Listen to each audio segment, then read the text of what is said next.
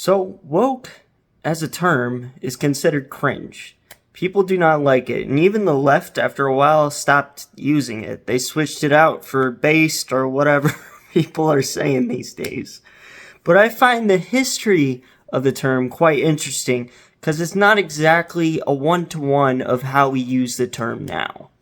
So, for some background, I actually came across this in a very surprising way. I'm actually a huge fan of Nirvana, and you're probably thinking to yourself, what the heck does Nirvana have anything to do with the term woke? And I would say to you, that's an excellent question. Almost nothing. Well, to elaborate, they kinda are connected to a person who is largely responsible to how we use the term today, and that would be Leadbelly. Actually, Nirvana, back in '94, during the MTV Unplugged set, they actually covered a song called When Did You Sleep Last Night, initially created by the singer Leadbelly. Oh yeah, this guy representing the Leadbelly estate wants to sell me Leadbelly's guitar for $500,000. So Leadbelly was a folk and blues singer known for utilizing his 12-string acoustic guitar. And Kurt Cobain really liked his guitar playing, and he was especially influenced by this figure. So he wrote a song called Scottsboro Boys, and the song was about the Scottsboro Boys. The Scottsboro Boys were 9 black teenagers that were accused of raping 2 white women. On March 25th, 1931, a fight broke out on a Southern Railroad freight train in Jackson County, Alabama.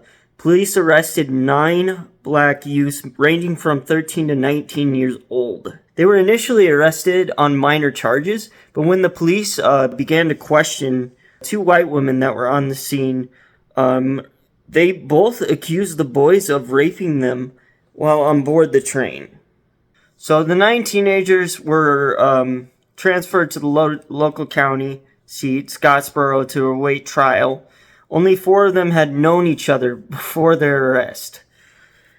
As news spread, hysteria started to build up in the communities, and angry mobs started to form, and they surrounded the jail. There was threats, and they had to send in the National Guard to prevent lynchings. In the first set of trials, all-white, all-male jury quickly convicted the Scottsboro Boys and sentenced 8 of them to death.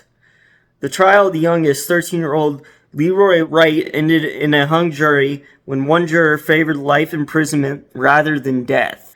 Obviously, that was only due to the fact that he was the youngest person at the scene. A whole mistrial was declared for that one person.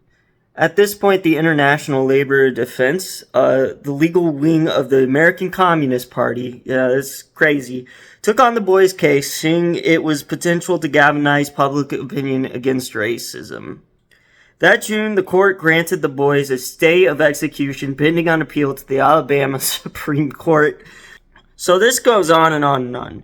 By 1932, the Alabama Supreme Court upheld the conviction of 7 of the defendants and granted the Williams a new trial as he was a minor at the time of his conviction.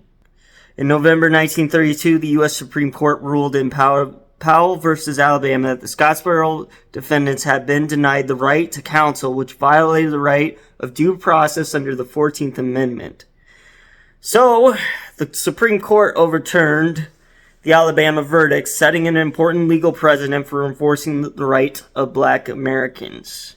So the second round of trials began.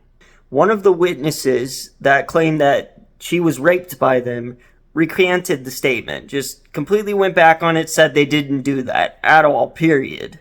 So things were definitely getting a bit chaotic here. But even with the revised testimony and the evidence from the initial medical examination of the woman that refuted the rape charge, another all-white verdict convicted the first defendant and recommended the death penalty. Crazy, right? Having reviewed the evidence and met privately with one of the medical examiner, Judge Horton suspended the death sentences and granted Patterson a new trial. So that was just one of the boys, and we're going through this long history. So if we get to the end of the story, several people were convicted and other people were acquitted. A big mess. The defendants were ultimately saved from execution by the end of all this legal battles and everything, but some of them never were able to get out of prison for years. It was considered at the time a huge miscarriage of justice. So, Leadbelly actually met the Scott Sparrow Boys and wrote a song about the whole situation. People down there, they just said, well, you see them boys not with them white women, that was the trouble about it. Then they went out and made some loud cry about the boys being there with the women, you see. That is all it was to it. They just saw the women, they didn't see nothing else wrong. But anyhow, they put the boys in jail, and in that 6 long years, well, the state, the whole United States got together, and they got out 4 of them, and they come to New York. And the lawyer what got him out, I know him pretty good, I've met him. And he showed me the Scottsboro boys, and I shake hands with him, so I made this little song about down there. So I advise everybody to be a little careful when they go along through that, but stay woke, keep their eyes open. At the very end of this recording here, he says, "Stay woke, keep your eyes open."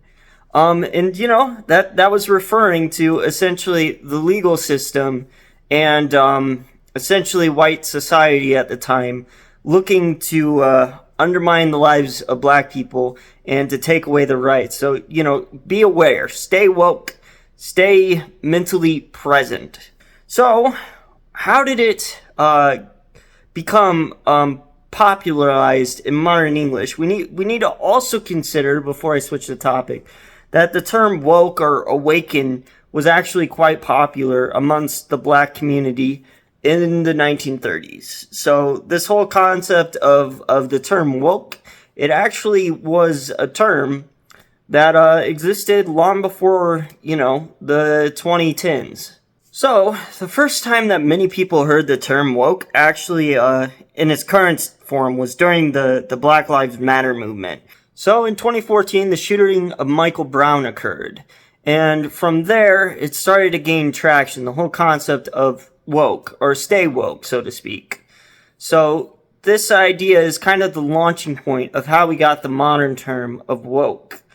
But unfortunately, it isn't in the context anymore of just black Americans. It seems like it's become more appropriated to mean anything that is of the left, so to speak. You know, pro-LGBTQ, you're woke.